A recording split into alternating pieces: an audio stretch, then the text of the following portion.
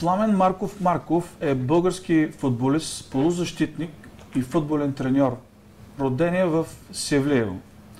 Започва своята футболна кариера в Раковски Севлиево. След това играе 235 мача в ЦСКА от 1975 до 1985 година и вкарва 37 гола. Играе във френските Гренобъл и Мец. Шампион е на България 5 пъти. Носител на Купата на България 3 пъти. Полуфиналист за Купата на европейските шампиони през 1982 година. За ЦСКА има 27 мача и 2 гола в евротурнирите. Има 38 мача и 6 гола за националния отбор на България, 11 мача с 2 гола за младежкия и 22 мача с 6 гола за юношеския национален отбор. Дебютира в националния отбор на 29 март 1978 година срещу Аржентина. Последният му матч в националния отбор на 10 юни 1986 година отново е срещу Аржентина. Футболист с добра техника, точни подавания и конструкторски качества. Завършва ВИФ Георги Димитров. Заслужил майстор на спорта от 1980 година. Пламен Марков е бил треньор на ЦСКА, футболен клуб Янтра Габрово, Раковски Севлиево и Видима Раковски Севлиево. Като треньор на националния отбор на България завършва успешно квалификациите за европейско първенство през 2004 година в Португалия и става втория български треньор, класирал български национален футболен отбор на европейско първенство. След 3 загуби от 3 мача на финалите на европейското първенство си подава оставката и се връща отново в Видим Раковски Севлиево. От април 2006 година е треньор на ЦСКА, с който на 24 май 2006 година печели финала за Купата на България срещу Черно море с резултат 3-1. През юли 2006 година печели с ЦСКА турнира PlayStation. На 30 юли 2006 година на 30 юли 2006 година отново с ЦСКА печели Суперкупата на България, като побеждава на финала Левски София с 3-0. След 2 равни мача в началото на пролетния полусезон през 2007 година ЦСКА изостава с 6 точки след Левски и ръководството, поставило се за цел спечелването на шампионата, заменя Пламен Марков с Стойчо Младенов. През 2007 година води за малко мароканския Уидат. От 11 януари 2008 година е назначен отново за треньор на националния отбор по футбол на България, но след 3 равенства световните квалификации е уволнен от изпълкома на Българския футболен съюз на 2 декември 2008 година. От 16 април 2008 година вече е доктор на науките. Господин Марков, добре дошъл в града на ветровете. Благодаря. Благодаря ви, че се отзовахте на поканата на новия български телевизионен канал BG7 TV. Вие сте тук като почетен гост на тържеството по случай 1 година от създаването на фен-клуба на ЦСКА в Чикаго, Чикаго Редс. За първи път ли идвате в САЩ? Аз използвам вашия ефир преди всичко да благодаря на феновете на ЦСКА, които ми поканиха за това наистина и за тях, както и за мен мило тържество, тъй като ние всички сме от ЦСКА, обичаме безкрайно много нашия отбор и това беше повода за това мое пътуване. Аз съм за 3-ти път в Съединените щати, 2 пъти съм бил при служебно такова пътуване с националния отбор на България, където изиграхме 2 приятелски матча през 2002 година в Ню Йорк срещу Еквадор и срещу Мексико. Така че сега ми е 3-то идване в Съединените щати, естествено за първи път в Чикаго. Благодарение на моите приятели имах възможност вчера да посетя и центъра на Чикаго. Останах изключително доволен, защото видях прекрасни неща, свързани с конструирането на този град и с неговото развитие в годините назад, така че Това са едни впечатления, които за мен са много ценни и аз чрез вас искам да им благодаря най-сърдечно. Успяхте ли да посетите футболен матч в Чикаго на Chicago Fire? Да, имах възможност в неделя да гледам почти целият матч на Chicago Fire срещу Ню Йорк. За мен беше много интересно да видя и съпоставя съответно нивото на американския клубен футбол с този в България. Останах приятно изненадан. Видях една прекрасна обстановка, която феновете създаваха по трибуните, без насилие, без каквито и да е проблеми. По-скоро това беше един празник, така че впечатленията ми до този момент са чудесни. С кои моменти във вашата футболна кариера се гордеете най-много? Това може би трябва да кажат хората, които познават моята кариера. Аз внимателно слушах преди малко част от историята в личен план, за която вие толкова изчерпателно обяснихте на вашите зрители. И има много важни и хубави моменти от кариерата си като футболист. Това са естествено шампионските титли, постигнати в времето. Вие казахте, че съм бил 5 пъти шампион, съответно финалните мачове за спечелване Купата на България и не естествено на последно место големите и незабравими международни срещи, в които аз имах удоволствието и щастието да участвам. Ние през този 10 годишен престой, за който аз бях в ЦСКА, се срещнахме с едни от най-именитите отбори на Европа и съответно успяхме да елиминираме голяма част от тях, като двукратния европейски шампион Нотингам, трикратния такъв Ливърпул, съответно да победим Байер Мюнхен, да елиминираме шампиона на Испания Реал Сосиедад, шампиона на Франция тогава Монако и така нататък. Така че много са победите, от които аз съм имал възможност да се радвам в тази дълга футболна кариера с ЦСКА и не мога да определя точно един от тези мачове, в които наистина той да е бил знаменит и да съм изпитал нещо по-различно, освен на щастие. Вие също отговорихте на моя въпрос, който беше има ли някакъв момент, който се е запечатлил във вашето съзнание като някакъв кулминационен момент, нали, като най-такъв? Може би елиминирането на Ливърпул, защото в този момент през 1982 година тя бяха трикратен европейски шампион. Още повече, че 2 години по-рано ние отстъпихме през този колос тогава на английския, на европейския футбол, така че това може би е някакъв така по-специален връх или може би удоволствието и радостта от победата наистина на нас не донесоха едно по-различно самочувствие и най-вече признание в европейски аспект. Какво е ЦСКА за вас и за българския футбол? Не знам дали това, което ще ви кажа, така ще прозвучи за всички, но то е самата истина. Аз бях от ЦСКА още от ранна детска възраст, обичайки страшно много футбол, затова започнах и да тренирам. Водили сме като всички деца много позволени и не толкова позволени битки с моите връстници в махалата в Севлиево. Естествено, плакали сме тогава, когато ЦСКА е губил и сме тържествували при победите на ЦСКА, но аз бях си поставил като цел, че един ден трябва да играя в ЦСКА. Кога си поставихте? Тогава бях някъде 8-9 клас, даже със спокойния ми баща имахме такива спорове. Той по-скоро беше рестриктивно настроен към една бъдеща моя футболна кариера. И аз, за да бъда убедителен, тогава му казах, че аз или ще играя голям футбол и то в отбор като ЦСКА, или може би няма да играя никъде. Аз имах в по-късен етап, вече в тинейджърската си възраст, когато завърших гимназиалния курс на обучение, предложение от Левски, както съответно от Славия, висшите ръководители тогава на футбола в тези клубове идваха да разговори в къщи, но аз знаех, че моят отбор е ЦСКА и затова е естествено... Бяхте лоялен към клуба? Аз не е имало причини да бъда лоялен, по-скоро се възползвах от поканата да отида в ЦСКА и бях безкрайно щастлив, когато облякох червената фланелка. Кои са основните разлики в българския футбол преди и след 1989 година?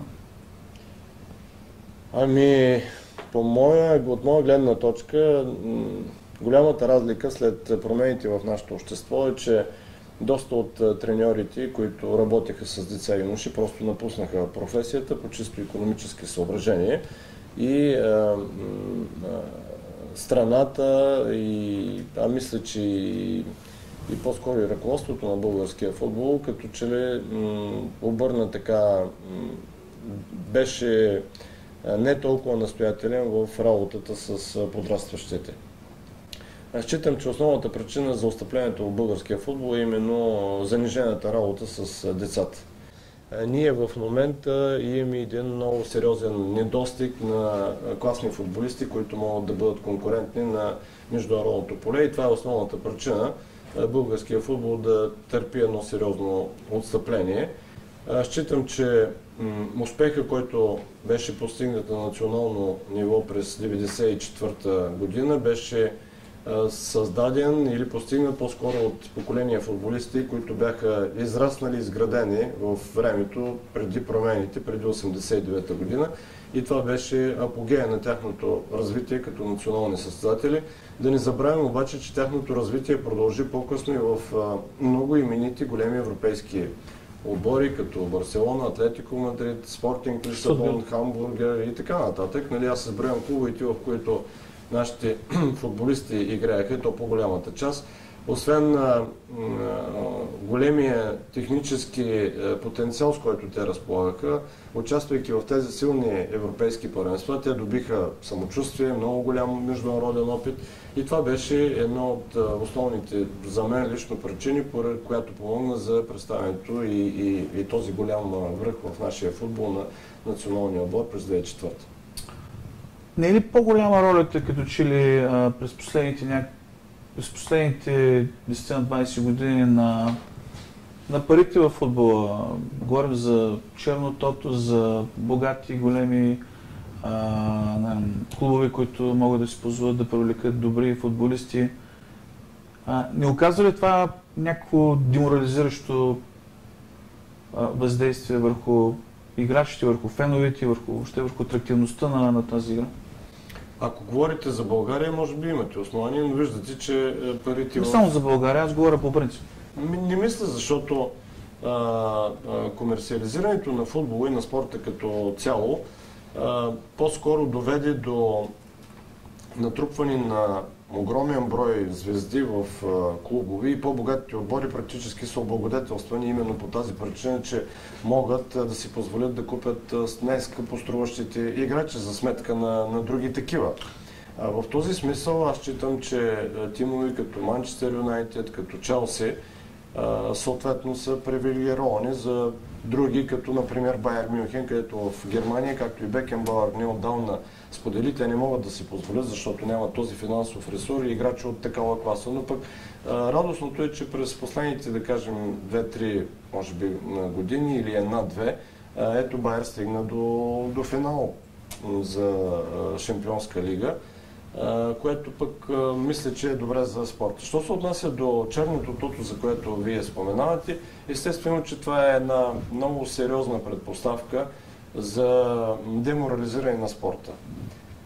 Особено пък в България, където се играе това черно тото, където се оговарят срещи и то даже на детско-юношеско равнище. Това е пагубно за българския спорт, но аз мисля, че от този проблем единствено може да се излезе и да се реши само с помощта на държавата. Никой футболно ръководство, било то клубно, още повече пък и национално, не може да прекъсне или да реши този проблем, защото няма лостовете. Държавата с своите институции мисля, че може да бъде полезна и ако наистина ние искаме да имаме спорт чист, лишен от подобни неща, трябва да има намеса на държавното ръководство.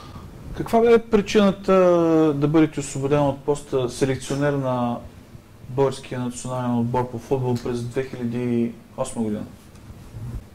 Ами, причината, аз много пъти съм я споменал, това беше приятелския матч срещу Сърбия, който наистина по никакъв начин не може да бъде нещо друго, освен един провал. Ние загубихме с много сериозен резултат, за което естествено аз поех цялата отговорност като треньор, но от друга гледна точка считам, че не е толкова срамно българския национален отбор, изигравайки 7 мача през цялата година, да загуби един от тях. България не е Бразилия, за да се изисква да победи 6 или 7 пъти от толкова мача.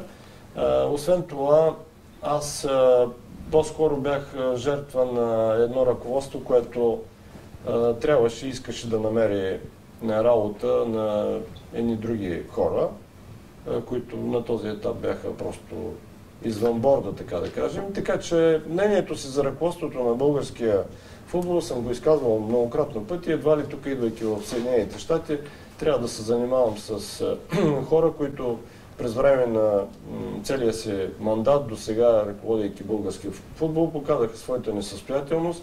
И понеже в живота, както и в спорта, всичко се измерва в резултати, това е едно ръководство, което е крайно време вече да си отиде, независимо дали да си подаде оставката или да бъде сменено, защото футбола българския в момента е на след 80-то място, което наистина е един срам. Това е едно ръководство, което явно не може да носи отговорност и каквото и да кажа, мисля, че ще бъде малко, критикувайки го. Аз съм критикувал последователно, принципно.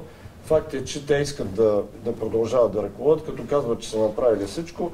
Значи за мен, че или това са им възможностите, или просто не желаят. Каквото и да е, резултатът е 80-то място в света.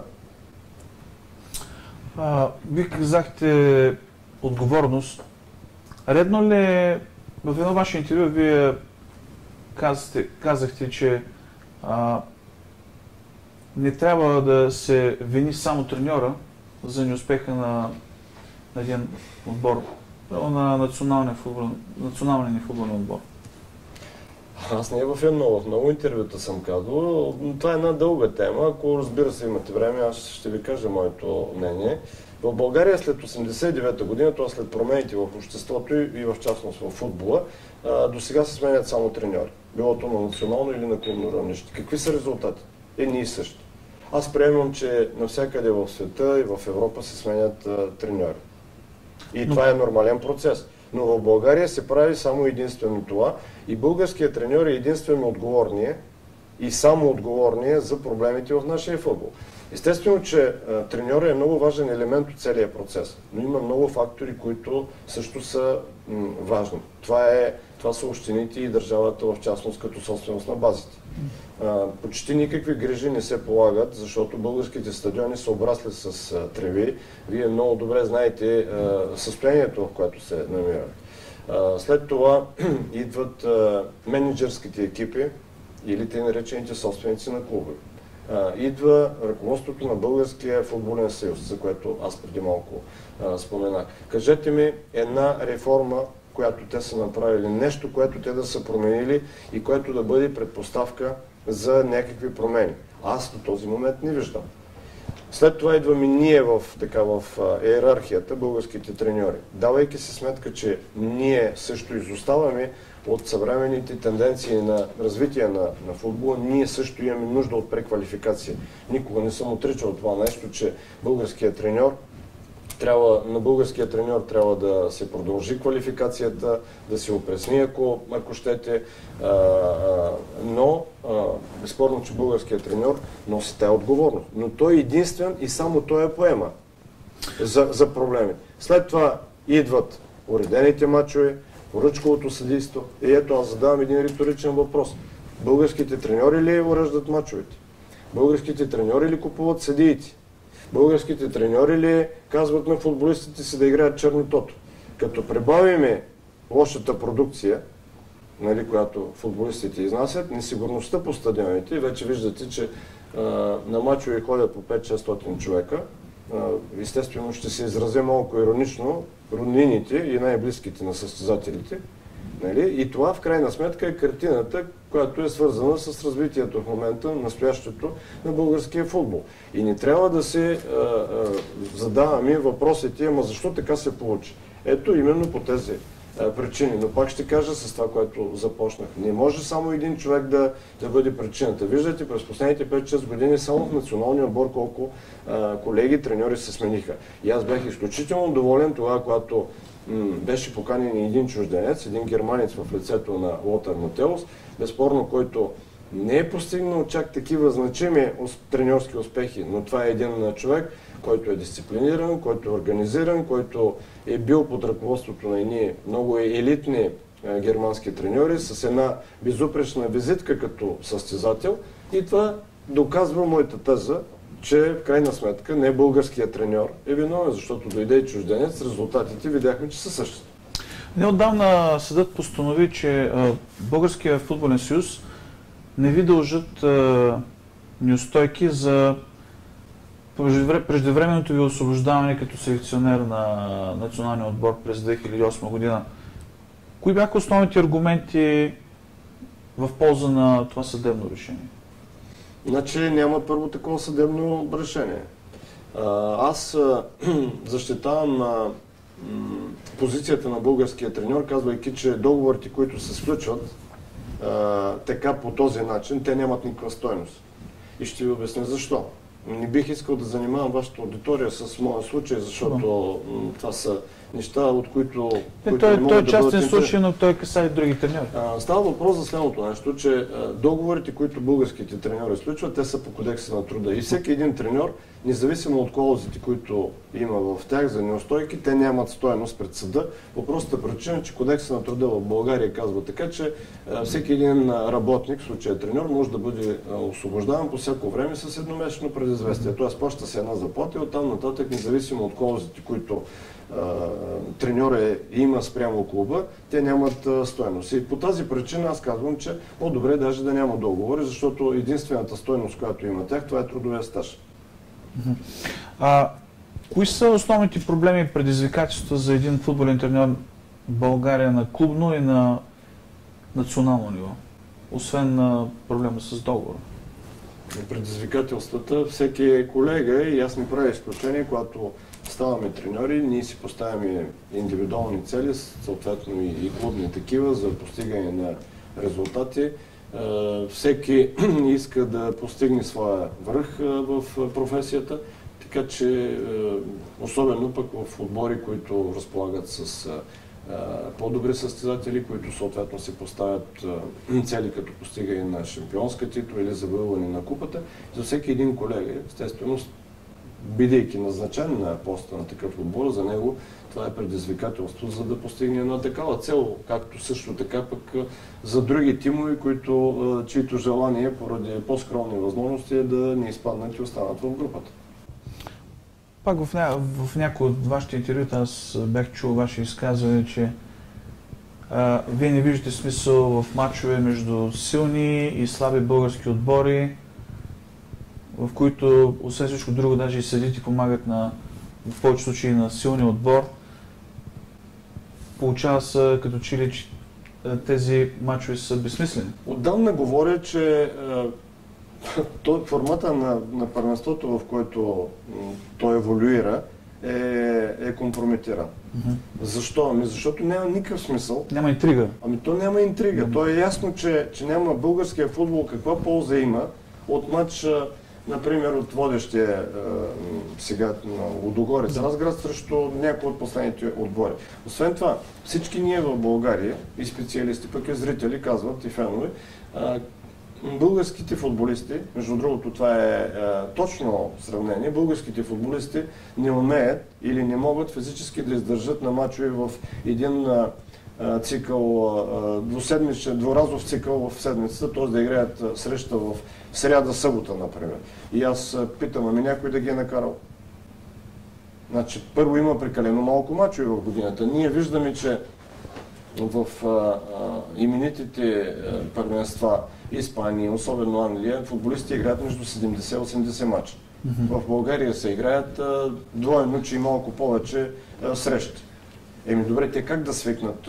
По този начин, провеждайки се първенството, те и след 20 и след 30 години пак няма да могат да ги играят. Защо? Защото те нямат навиците. Ами нали хората, които ръководят футбола, трябва да направят някаква по-различна програма. Отдавна казваме, и не само аз не съм първия, защо не се намалят отборите в първенството и да се направят, да кажем, да играят 4 пъти помежду си в годината. Съответно, като се включат и международните срещи, да има един календар доста по-наситен. Но аз за това много пъти съм споменал, че нищо не се прави от страна на ръководителите на българския футбол да се създадат поне предпоставки, защото няма и никаква гаранция, че ако мачовете са повече, че тогава нивото на футбола ще се повиши. Аз съм убеден, че само и единствено с административни средства няма как да се постигне едно по-високо ниво. Но съм убеден, че ще има повече истински мачове, защото ако отборите примерно са 10, няма как седмия да даде матч или 8-я, да даде матча на втория, единия, да кажем, за да стане шампион, защото пък съответно този 7 или 8 отбор ще изпадне. И тогава ще има по-малко възможности за купуване и за уреждане на мачо. Но така или иначе, има страшно много такъв голям марш за работа в българския футбол и се струва, заслужава се наистина да се направят едни много сериозни, драстични промени, за да се промени нещо. Смятате ли, че успехът на българският национален отбор по футбол през 1994 година би могъл да бъде повторен в следващите 10, 20, 30 години? Не мисля, че някой от нас, присъстващите или живеещите с днешна дата, ще бъде свидетел на подобно нещо и ще ви кажа защо. Защото ние в България, ако искаме да бъдем конкурентни на международна сцена, ние трябва да се създадем състезатели. Това е един много тежък и продължителен период. Ние трябва да започнем работа, треньорите и най-вече клубовете да имат такава политика, работа с подрастващите, с децата, които са по 6-7 години. За да станат професионални добри играчи, са необходими 12-13 години за това нещо, ако разбира се започнем работа с днешна дата. И това да бъде един перманентен процес. Така че в близко бъдеще това е изключено да се получи, защото ние нямаме съответно кадрите, които могат това нещо да го постигнат. Ние трябва да създадем първо тези деца и юноши, те да започнат да постигат резултати чрез юношеските формации, да покажат, че наистина имат качества, възможности да бъдат конкурентно способни на другите отбори. Българските клубни отбори да започнат да постигат съответно по-добри резултати в европейските турнири срещу средно първо европейски отбори, защото виждаме, че последните години бележат един абсолютен крах и всеки един български отбор, още ако не е в първия, то във втория кръг вече е елиминиран и приключва участието си. И аз затова казвам, че не е толкова важно дали ще станеш шампион или не, при положение, че отпаднеш още в първия кръг. Какво от това, като си шампион? Има ли разединение между различните поколения футболисти? Вие сте представител на едно поколение, поколението на футболисти от 1994 година, световното първенство, има ново поколение, което някои хора наричат провалено поколение или в смисъл по-малко талантливи футболисти има в националния. Има една тенденция от част от поколението на 1994 година, които вече споменахме и говорихме за тях, че те постигнаха най-големи успех за българския футбол на национално равнище. Една тенденция за непризнаване на колегите и на поколенията преди тях, както и след тях. Моето становище е друго. Трябва, за да има наистина някаква промяна в живота, ако щете, на българските футболни поколения, за мен трябва да има обединение на способни, на можещи хора от различни поколения български футболисти, които да обединят своите усилия и съответно да се така интегрират в едно бъдещо ръководство на българския футбол и да помагат за неговия просперитет. Не може само с едно поколение ръководители и то няколко състезатели от едно поколение, да се идентифицира самото поколение от една страна и от друга страна, да се счита, че както преди САЩ 94-та не е имало футбол и след това също няма футбол, т.е. че футбола започва и свършва с нас. Вие споменахте за нуждата от реформи и за това, че Българския футболен съюз не е демонстрирал кой знае какви резултати. Какви са те? Не, аз казвам, че ви споменахте този аргумент. Имате ли някакви конкретни идеи, ваши идеи за конкретни реформи, които Български футболен съюз би трябвало да предприеме? Естествено, значи аз някой ги споменах. Формата на шампионата, несъстоятелен. До кога ще се играе в този шампионат? Клубовите. Колко от клубовете отговарят на условията за лиценз? Въпреки това ги получават. Броят на чужденците. Какво до сега тези чужденци, колко от тях като бройка, аз едва ли мога да спомена 10 чужди играчи, които по някакъв начин са допринесли за развитието на българския футбол. Защо се пренебрегват българските юноши по този начин, след като тези чужденци, нямам нищо против участието на чужденците, но тази бройка трябва да бъде редуцирана. Да, има аргументи, че това не може да стане в рамките на Европейския съюз. Защо да не може да стане? Може да стане в Англия как става. Нека да има чужденци, но тези чужденци наистина да имат някакво участие, примерно в страните, откъдето идват към националните отбори. Защо е това масово купуване на чужди играчи? Ако се елиминира броя на чужденците с някаква значителна бройка, щат не щат клубовете ще бъдат принудени да вложат повече средства и усилия в изграждането на собствени кадри и да им дават тази възможност за изява след това в мъжките отбори. Как да имаме национален отбор, когато като вземем водещите отбори и Левски, и ЦСКА, и пък и сега и Лудогорец, които станаха шампиони, за които аз ги поздравявам, съответно като 70 или 80% от състезателите им са чужденци. Ето, казвам ви няколко неща, които могат и трябва да се направят. Също така, защо не трябва да се подеме някаква кампания, да се направят възможно, да се вземат някакви мерки относно преквалификацията на нас, на треньорите. Това защо не се прави? Или прави се, но частично. Това не е ли проблем, който трябва да се решава на клубно ниво? На клубно. Аз не казвам, че само на национално равнище. Значи имаме средства, клубовете да купуваме чужденци, а нямаме средства да си изпратим собствените кадри, които са най-талантливи, безспорно, може би най-млади, да ги пратим да кажем, на някакви школи в чужбина. Ако щете даже да наблюдават учебно-тренировъчен процес на по-имените отбори.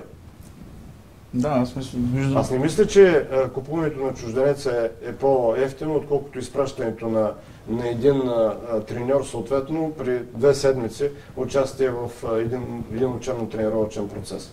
Това звучи логично. Също така, изграждането на тренировъчни бази от страна на клубовете.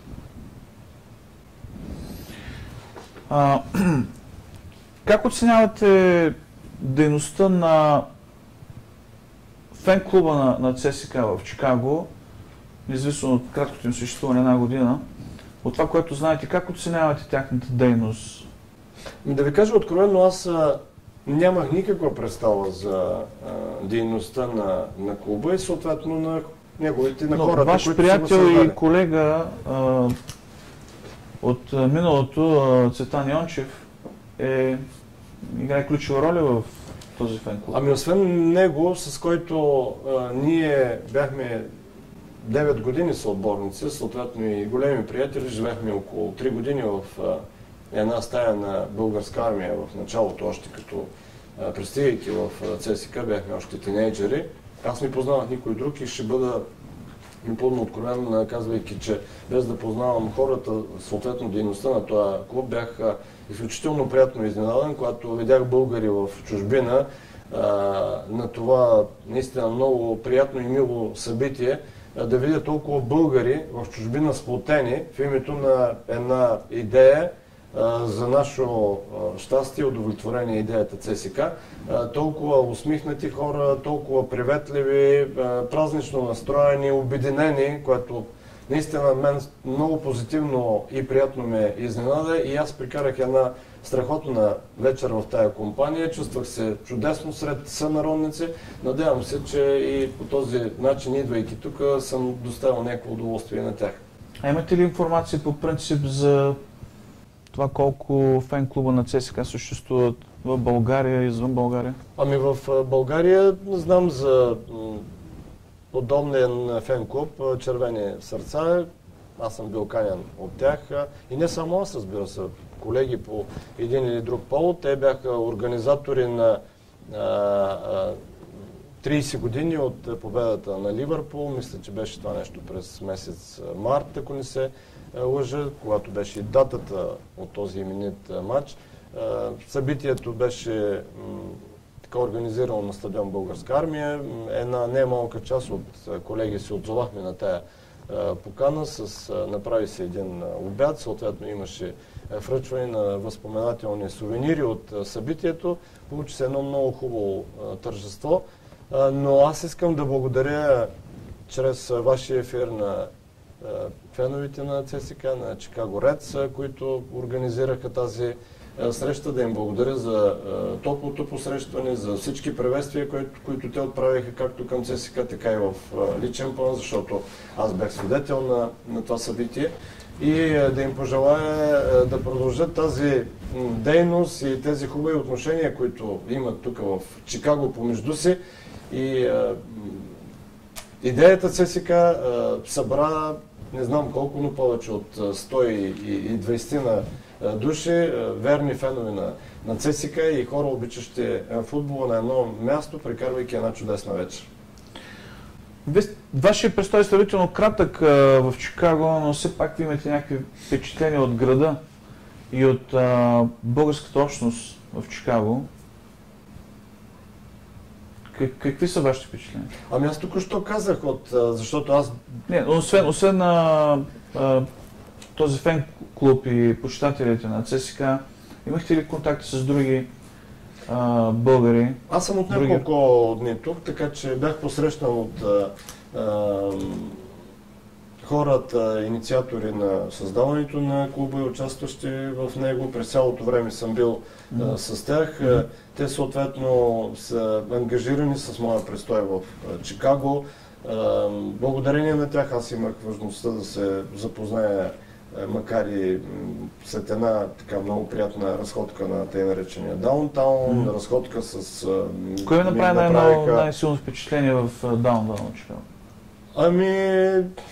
Архитектурата, която единствено аз съм виждал така по този начин в Манхатън преди 10 години, за което в началото на нашия разговор споменах. Това е едно изключително красиво място от архитектурна гледна точка. Човешкият гений е успял да създаде това чудо на строителството, на тази архитектура.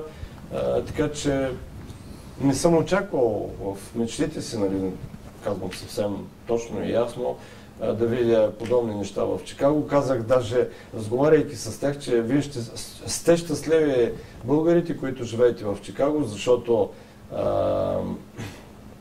един красив град. Това е един изключително красив град, на който стига да имате време.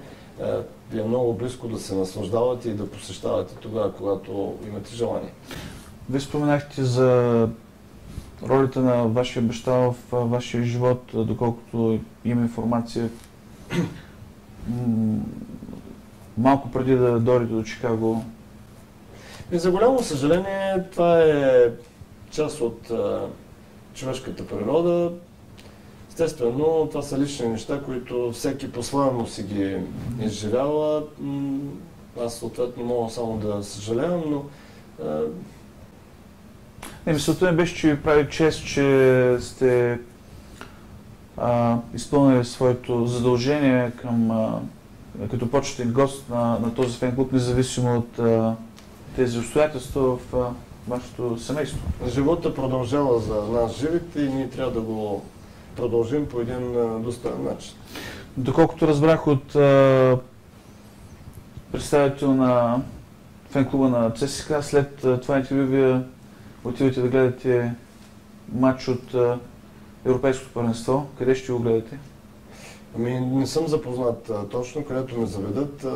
Ще ми бъде приятно в всяка една компания сред сънародници да наблюдаваме поредния матч от Европейско. А каква е вашата прогноза за новия европейски футболен шампион? Откровено да ви кажа, не обичам прогнозите, но до сега съм най-силно впечатлен от отбора на Германия. Считам, че Испания имат също своите шансове, защото този отбор, гръбнака на този отбор е от двата колоса, изграден от играчи на Барселона и на Реал Мадрид. Не мисля обаче, че... По-скоро мисля, че отбора, който и играчите, които са успяли да се възстановят най-добре от тези тежки първенства и се чувстват най-свежи в физическия аспект, те ще имат преимуществото да стигнат до финала и съответно да го спечелят. В заключение, какво искате да кажете на зрителите на BG7 TV? Бих искал да ги поздравя и да им пожелая съответно да постигнат всички мечти, които имат, всички цели, които са си поставили, идвайки тук в Съединените щати, да се чувстват щастливи от избора, който са направили и да не забравят, че България е тяхната родина и всички ние, които... И ЦСКА техния отбор. И ЦСКА техния отбор, защо не, да. Но не било съответно да забравяме, че има и хора, които са привърженици на други отбори. Футбол е една велика магия, която обединява всички нас. Така че да се надяваме да има по-добри дни за българския футбол. Благодаря ви, че бяхте гост в нашето предаване. И аз благодаря за поканата. В студиото на BG7 TV Чикаго гост бе Пламен Марков, известен български футболист и треньор.